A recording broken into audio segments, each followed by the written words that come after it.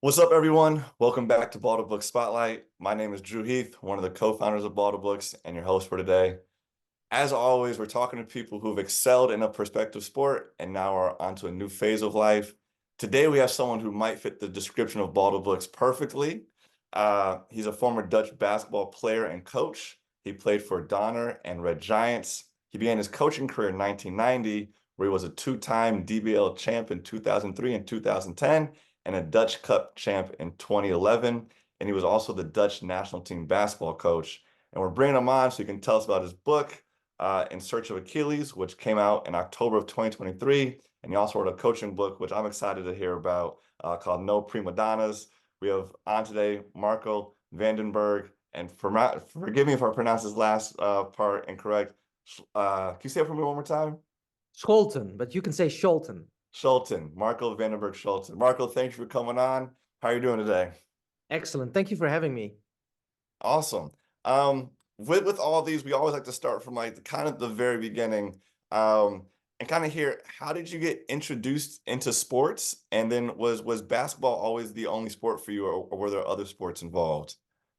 Yeah, well, in the Netherlands, where I'm from, the basic main sports are very boring. We have speed skating. I don't know if you know this, but Mm-hmm. that's people in tights circling the same round like 25 times, Yeah. which is really not even it's not a game. It may be a sport, but it's not a game. This is very popular in our country. Really? I didn't realize Oh, yeah. that. We have world champions galore. Then field hockey is very popular in our sport, in our country, Okay. but it's basically because all the snobs take their kids there because, they meet the other snobs, how Yeah. rich people interact. They look for other rich Yeah. people. Birds of And a then, feather. of course, yeah, yeah, yeah. And of course, the European pastime, soccer. Mhm. And I started out in soccer because my family has a soccer history, but I didn't like it when I was, around 10, 11. And in my hometown, actually, there's a real basketball culture, Groningen, which is the same hometown of the novel. Mm. And it's the only town nowadays in the Netherlands where basketball is a big thing among students, among young people, playground culture, different teams having, rivalries with each other and everything. And I went to a game when I was just 11 and I was hooked right away. It's like the virus injected in the body, Yeah. never left me. And I was very lucky because in my high school days, I had an American coach Mm. who really opened up this world, this magical world of the team part of basketball. Yeah. The wonderful nuances that you have in really good teams. And that stayed with me. So when I was going through my high school days, my hidden goal was to become a pro basketball player. Now I'm only 5'11". I never grew any higher, and I was a late bloomer. So I was a Okay. small kid. Yeah. But I kept telling everybody, no, no, no, I'm going to be a pro someday. I'm going to be a pro someday. Yeah. Yeah, you're too small. You're too this, you're too that. And I love that, that when Yeah. people say, That challenge. yeah, Yeah. you know what I mean? Yeah. So I actually did play the inklings of pro ball, and then I got hurt when I was 21. Okay. Bummed out my knee, and I was in a military unit where they don't really, uh, they don't immediately check out if you have a small injury. So I Mhm. aggravated a relatively simple knee injury by having it, pressured on for 4 months with hard labor, and Yeah. that basically ended my career as a pro player. Mm. But the virus was in, and it never left me. Yeah. And so is that when you began 1990, started your coaching career? Did you jump into it right away, or was there a Yeah, well, actually, a little bit before? earlier. The team I was on, so I was 22 when doctors said, "Listen, you can't play pro ball. You Mm. can't practice 5 times a week. Your knee won't be able to hold that." Yeah. I was 22, and I was still on a team. Yeah. And the head coach of that team, so that would have been 88. The head coach of that team asked me, "Well, why don't you become my assistant coach?" So Mm. imagine this: 22. You have professional teammates who are already 30, and Right. he and so I asked him, I have to train these guys too? Yeah, yeah, yeah, yeah. Um, so the coaching, I kind of rolled into it. So I was 3 years an assistant coach, and it's Okay. correct. In 1990, I was asked by my university to become the head coach of the basketball program. Oh, wow. So Okay. it kind of like developed on its own. It was Yep. never planned. It was And never a then I guess to kind of combine a little bit of both, fast forward a little bit, did you see yourself being a coach for 30 years? Because I myself know some players who, former players, they coach for a little bit, just, all right, I just finished my playing career. This is the easy transition, but I'm gonna do it for 3, 4 years and I'm gonna go work in the front office, or I'm just gonna go get a completely different job. Were you like, oh no, like this is what I'm doing. Like this is my like career for the next couple decades. yeah, I wanted to become good in it. I Yeah. wanted to I wanted to grow and develop. Yeah, absolutely. And it was either that or something in communications. I wanted to become a novelist even more. It was actually before my injury, it was be a player or a novelist. That was really how I Yeah. saw a dignified life for myself. Yeah. And then I became a coach, and I went from one job to the other, and I learned as I progressed, so to speak. And it's been a wonderful, very rewarding ride, basically, Yeah. because you learn. Well, you're a coach too, so Hmm. you know that you learn from every new experience. You learn Yeah. and it's Each very each each team each year is different. Even if you have returning players, they're a new player the next year. Um, and then kind of just like we were talking about offline or even right now, like the life experiences they have that they bring to the team that determines how you might coach them differently yeah. or similarly to other players. Um, but the coach and the novelist combination is a rare one to hear about. You don't hear many coaches who like also have these other aspirations to be a novelist. Um, I guess what was the balance like for that? And then which, in your opinion, do you feel like is harder, leading a team into competition or trying to write a book? Um, that's actually an excellent question. In 1990, when I started my first year as a head coach at the university level, so it's the second league in the Netherlands, but Mhm. still, it was a small head coaching job. I thought, in terms of time, what you have in the day, you can train in the morning, work on your novel, train in Yeah, the afternoon or in the evening. You've been a pro player, so you know most pro teams have their second practice usually in the evening time. right. I don't know if that's the same in China, but in Europe, it's definitely like that. Yeah. I found I could not combine the two. Why? Because first, if you write a novel, you have to allow your subconscious to develop the thread of narrative when you're not writing. So you're writing, let's say, for 3 or 4 hours on something, then you put it away, you let it simmer, and if you have something else that's really occupying your mind, your subconscious doesn't get enough time to develop that narrative. Actually, it's broken up, so to speak. Mhm. And but on the other side, if you are coaching a team, every day something happens that requires your rumination as Yeah. well. It's not like, okay, A, B, C, very robotic. No, a team is an organic, developing, growing, living organism where Mhm. every day a new nuances should be applied by coaches. Yeah.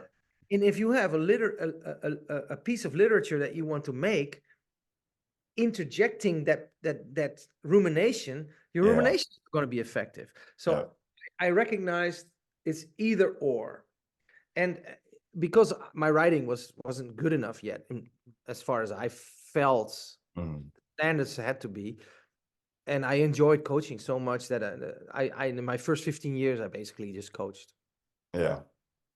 And then with that, I'm assuming in there's probably two communities you're part of, right? You're part of this writing community and you're part of this basketball community. Were there any, I don't want to say stigmas, but were there any like pushback from either community? Would you go to practice or be with your basketball coaching colleagues or peers and be like, oh, wow, like why are you spending time writing this book? And then would you ever be around other writers who are like, oh, like why do you go coach basketball? You could spend all your time I don't know, writing more books. Yeah, those communities are usually not where the real good work is being done. Huh?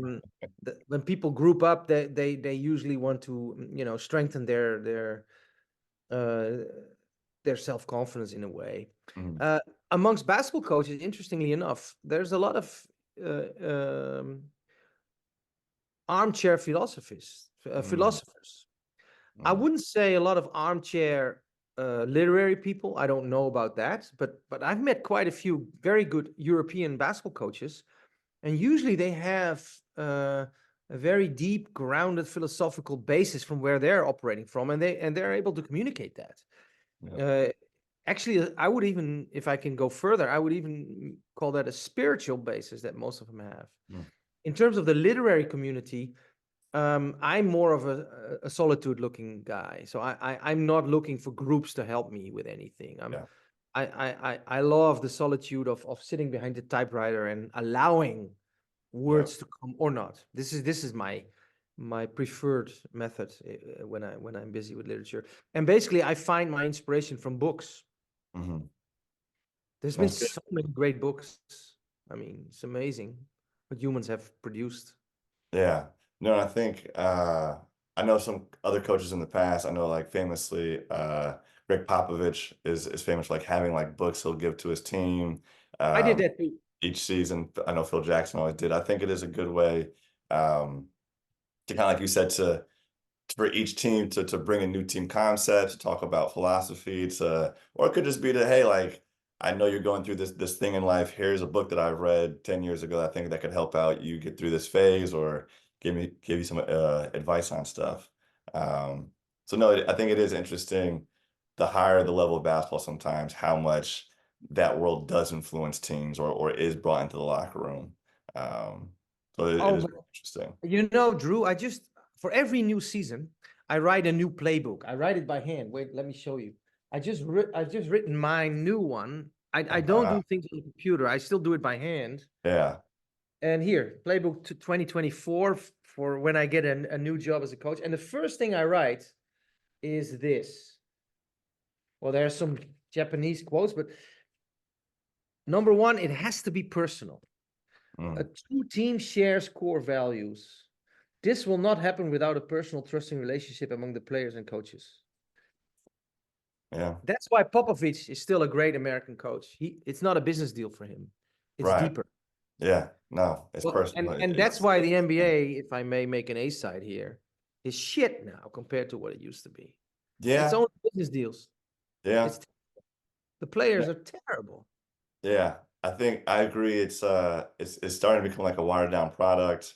The basketball. So I think if you're a young kid and you want to see good basketball, watch some EuroLeague games, watch Oh the yeah, sets that they run, watch the players that play over there.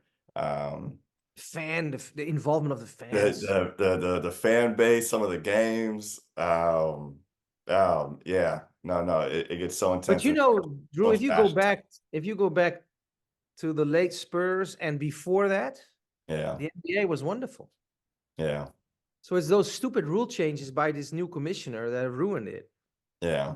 And then I think it's there's a gray area of like you want to be inspired and you want to kind of mimic some stuff, but I feel like a lot of the offenses is just like copy and paste for each team. Oh yeah.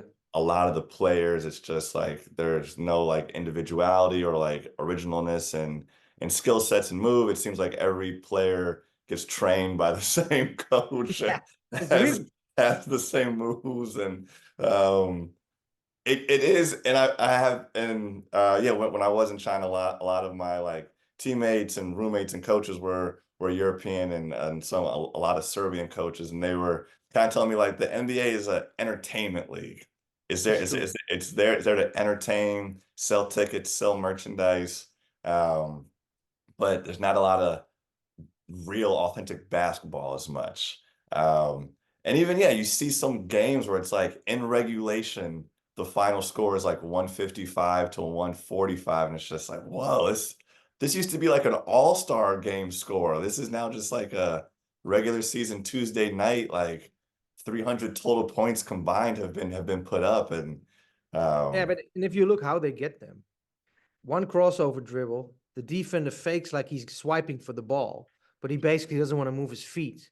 And then there's, the Red Sea opens up and you go to the basket and you have an yeah, uncontested slam dunk. yeah, And then these phony reporters go, "Oh, what a great move!" Oh, come on, man. Right. Yeah.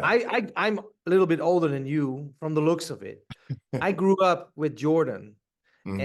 and this ball movement by the Bulls, but also Yeah. the Utah Jazz, the Seattle Supersonics, Yeah. or that Bird and Magic with the Lakers. Yeah. It was such high. The Dream Team '92. You don't understand. People in the States don't realize what that has done for world basketball. Oh yeah. It was, but it was a promotion for the game. Yeah. And it's Yeah. unfortunate that now it's just about money and about individual, brands, basically, not about teams and about what it should be about, to Yeah. me.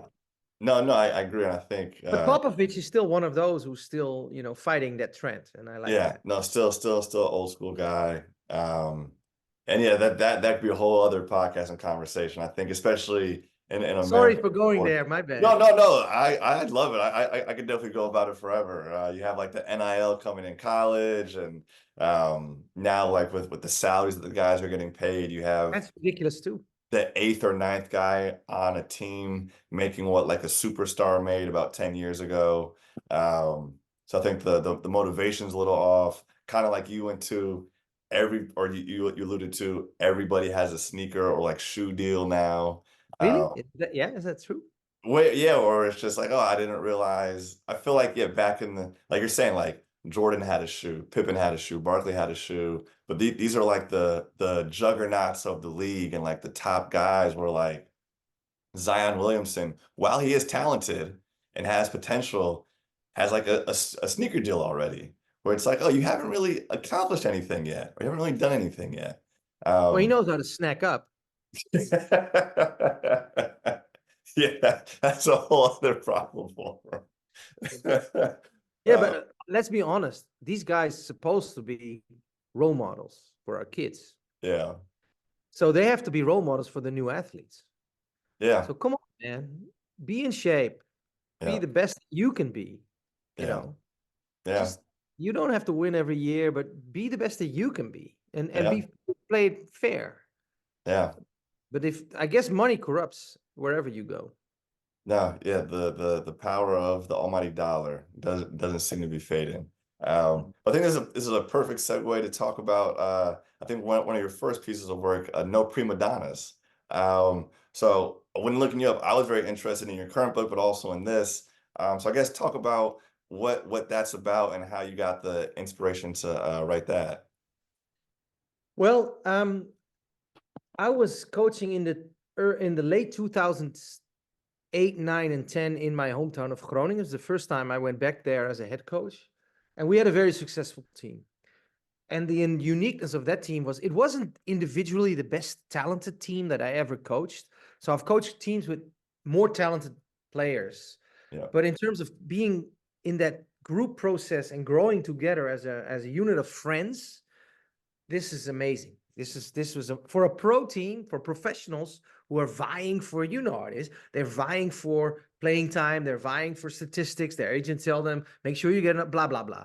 right. They became this cohesive unit where nobody gave a damn who got the points. Yeah, And I know from my experience that it's very rare when human beings set aside all their petty little individual, you know, difference. perspectives to become really locked in as humans together. And then the team is like great jazz music. I always compare basketball to great jazz music. Yeah, You start with a structure, but then the improvisation comes because you have to, because the defense does surprising things, and you communicate with each other on a intuitive level.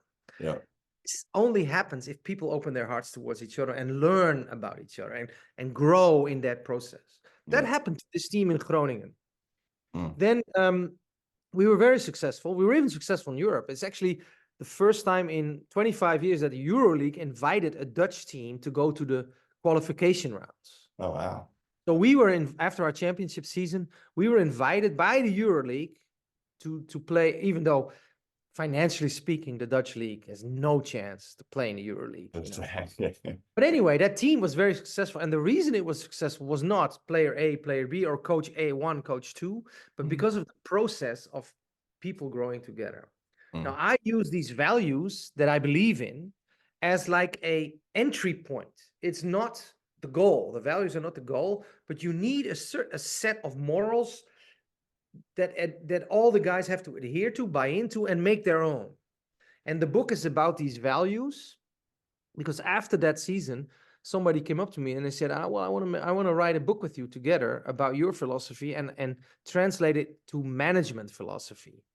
So the book turns out to be a book about a basketball season. And I was really lucky that I got the chance to really communicate about that season and honor these guys. I really wanted to honor all the guys of the squad. Yeah. And he then made the second part about management theory, basically. Okay. Yeah. Just to juxtapose these two things. Yeah. And it was especially rewarding for me to put it out, because the team ended in a sizzle, because of the popularity of the team and how well it was. People in power felt the head coach should be released because he was going too popular. I don't know if you understand these power games. Yeah. So I had to let go of the process, which was painful for me. But I wanted to honor these guys, because the reason they let me go officially was, well, that kind of philosophy only works in the short term. In the long term, that was the excuse, which is not. Yeah. To this day, and the last team I coached was the summer of 2011. To this day, I'm in contact with like five of these guys. Yeah. They're all still friends. Yeah. You know what I mean? Yeah. That's what it's about. And the book wanted to honor this. That was my motivation for not to write a management book or anything. It was, and of course I got to sprinkle in my philosophy. Yeah. No, I think I love that you compared it to jazz. I say that a few times with the kids I'm coaching currently. I don't know if they understand, because I don't know if they've ever listened to jazz music, but Play I Kind of Blue for completely them, agree Drew. that like the improvisation and the approach is so similar to like playing the sport of basketball. Just tell them the story of Kind of Blue by Miles Davis. Yeah. You know, I'm familiar with Miles Davis, but I'm not familiar with Kind of Blue, the story. Okay, in a nutshell, he gets all these great players: Bill Evans, Cannonball Adderley, I don't know who, the best of the best. Yeah. And he gives them this sheet music 3 hours before recording. They've never seen it before. Oh, wow. He just gives them this. Yeah. We record in 3 hours.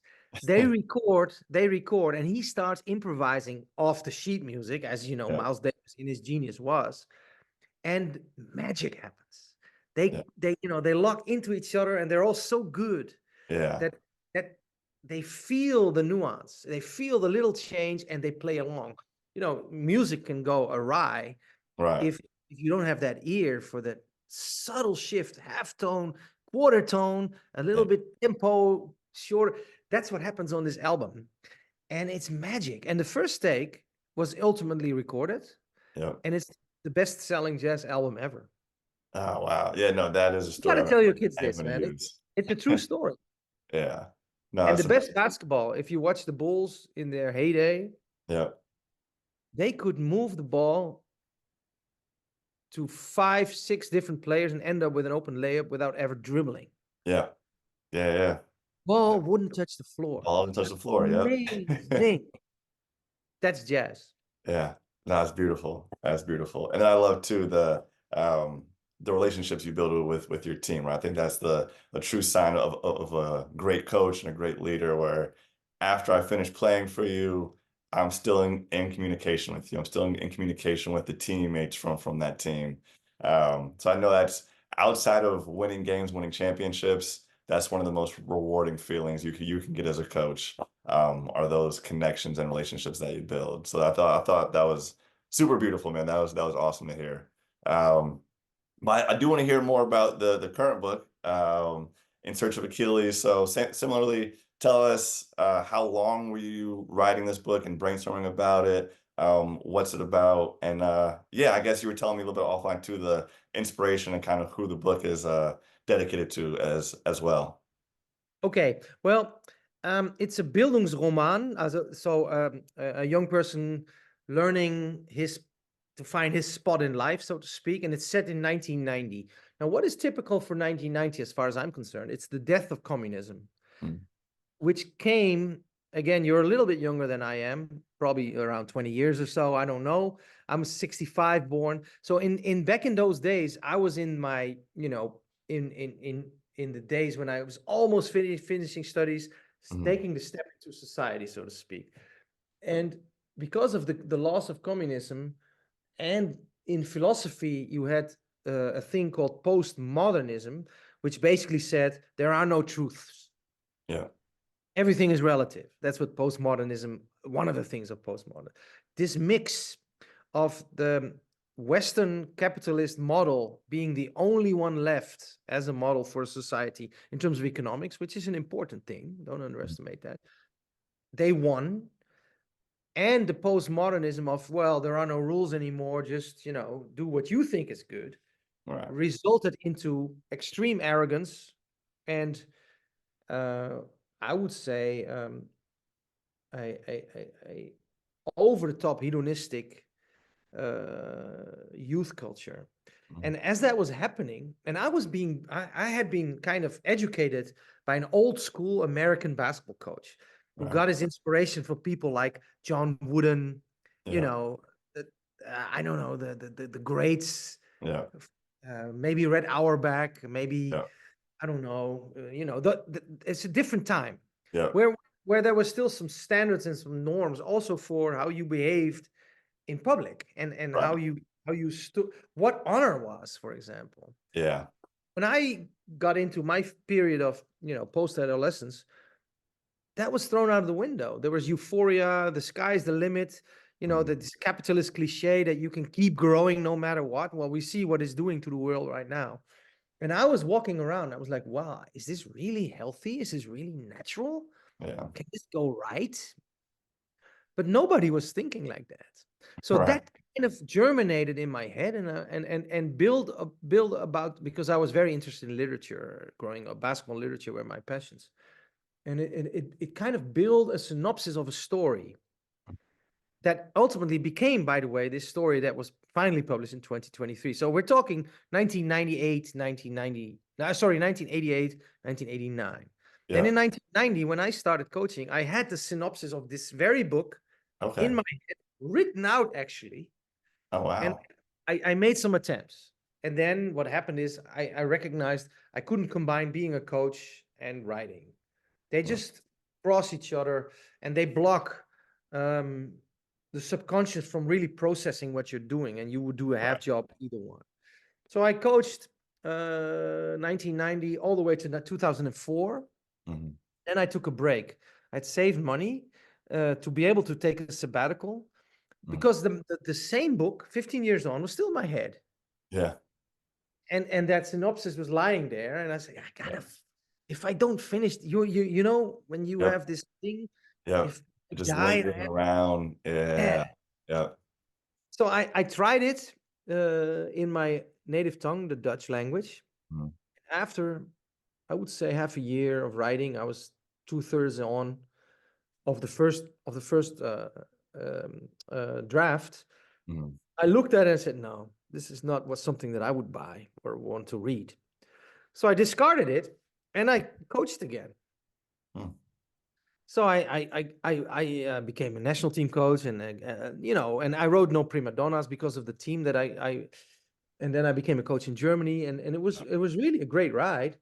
And then in 2021, I get into a conflict with my club, and they released me from my coaching duties, but I still had a contract. And in Germany, those laws are very strict, so you have to, adhere to it. So I had time on my hands. Yeah. And what do I do? Because the book is still in my head. It's I still, yep. yeah, I start writing it in American English, which had been my, basic language as a Yeah. basketball coach. I don't know if it's that same in China, but in Europe, except maybe in Spain, where you have to coach in Spanish, but Yeah. everywhere else, it's American English. This is our language. Yep. And any literature that I read is American English, basically. It's always been my love, the American English literature. Mm. Philosophy, I read here. I have a translation of Nietzsche in English. Oh, wow. Yeah. Well, so here you go.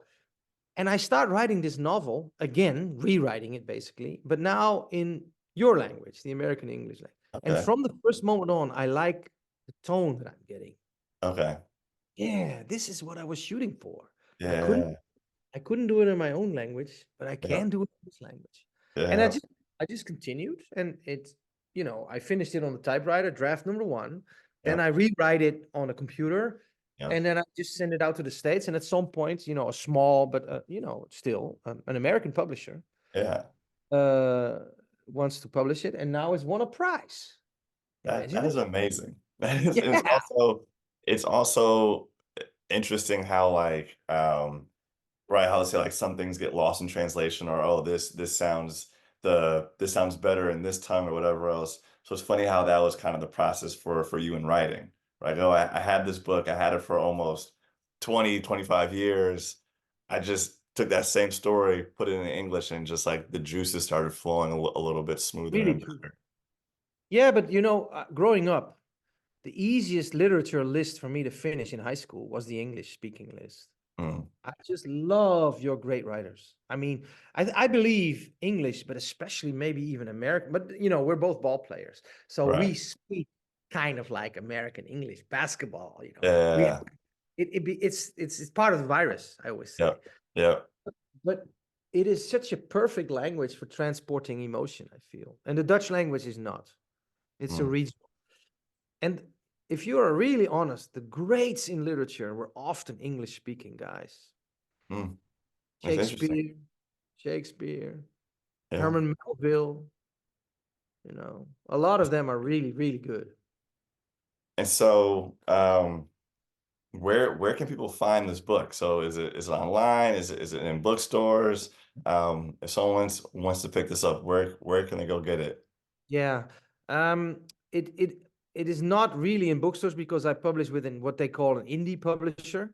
The Mm, small and bookstores don't apparently. I didn't know anything about this world, literature. I just yeah. wanted to write a novel. And any internet online store you can get it, Barnes and Nobles, Okay. Amazon, all of them basically. Even there's some smaller ones. And I hope, well, I might get a job as a coach again, then I won't be able to, but I hope in a year from now I'll be able to make a tour, Oh, visit. nice. Yeah, I would love that. I have a lot of Yeah, friends in yeah, the States, and I would try to get a bookstore tour, because I am one of those people who believes books should be held in the hand, and like, yes, browsing them, you should buy them in a yes. brick and mortar. Is that how you say it? Brick and mortar store. Brick and mortar. Yep. But right now it's really internet. It's really on the Yeah. internet. No, it is. I also believe that too. My wife is a big Kindle reader, which a lot of people are, and I totally get that's the new way to do it. But I agree with you. There's nothing like holding a book and the satisfaction of finishing that said book, Yeah, right? Like yeah, closing that last yeah. page, putting it on the bookshelf, being able to look at your bookshelf and go, I've read that book. It's a Um, tangible experience basically for me. yeah, yeah. Not not Something you can not feel, ephemeral. see. Yeah. So are there plans for you to write a second, a third, to kind of keep this energy and success going? Yes, I so enjoyed the process of writing. And to experience, to find out that my instrument for literature anyway, and it's really a good book. And I wouldn't say that because I also told you I thought it was shit when I wrote it in Dutch. So I'm not like self-promoting only here. Right. Yeah. I've seen the difference of my own work, basically. Yep. Um, Yeah.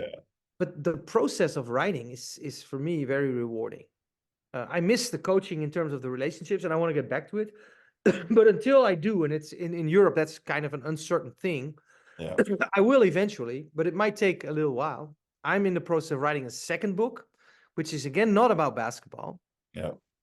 But I will, if I have time after that, write a third book in which I will take one of my teams, Mm.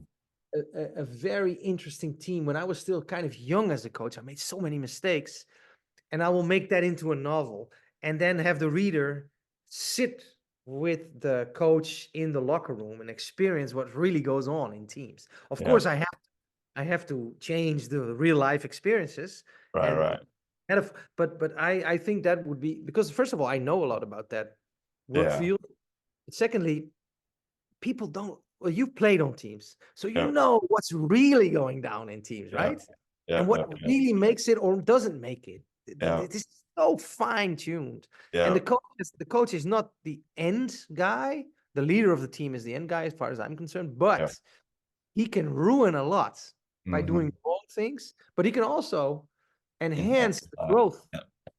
by not doing the wrong things. Yeah. And this is much more important in team sports than people who watch television realize. Yep. No, That's why the Phil Jackson job and the Popovich job with the Spurs was so excellent yeah. because they both won with the same guys. Yeah. Just Yeah. think about it. It's basically the same guys. Yeah. So you've done something to make these people, bond. Yeah. Coexist. I'm definitely going to get Search of Achilles, but when this other book you're talking about, you do eventually write, I'm for sure going to purchase that one as well too. Um, I'll let you know. I'll let you know. Yeah, because that does sound amazing, and like you said, there's so much that happens behind the scenes, behind closed doors, or not even stuff that, like you're saying, the naked eye might see on the sideline or goes into a game, and they don't realize what's happening, what the coach is saying, what the coach isn't saying, that he like purposely isn't saying because he realizes how it might enhance or deter a team. Um, so yeah, power relations power relations amongst players, who gets to do what in the crunch, yeah, why does that grow or because you can say as a coach, Drew, you're my guy, you have to take the shot. yeah, But it doesn't work like that in real teams. In real teams, that is kind of organically developed. yeah, And at one point you might be the guy, at the another point you might say, no, no, no, not today. yeah. This is so nuanced. This is Yeah, this is that's yeah, that's the that's mental that's a approach. fascinating topic. Yeah, we recently, me and a couple of my assistants were debating over rotations and who should start, who should get some minutes, and same thing. Don't name any names or anything, but I was saying this one player I think needs to start because mentally, if he doesn't, we won't get his production. So he may not play starter minutes, but just for his mental and his production, he needs to be a starter. And then I know this other player is mentally strong enough. I can come off the bench and then I'll play the starter minutes, but I don't need to be the starter or whatever else. So, but it is interesting, right? And then people are, why doesn't this person start? Why does this person start? Why does this person get to shoot? Why does this person get more shots? And sometimes it isn't skill sets, sometimes it isn't whatever. And then as you know, coaching professional teams, money comes into it. Maybe we have to Oh, give this person the ball more because we're paying them more.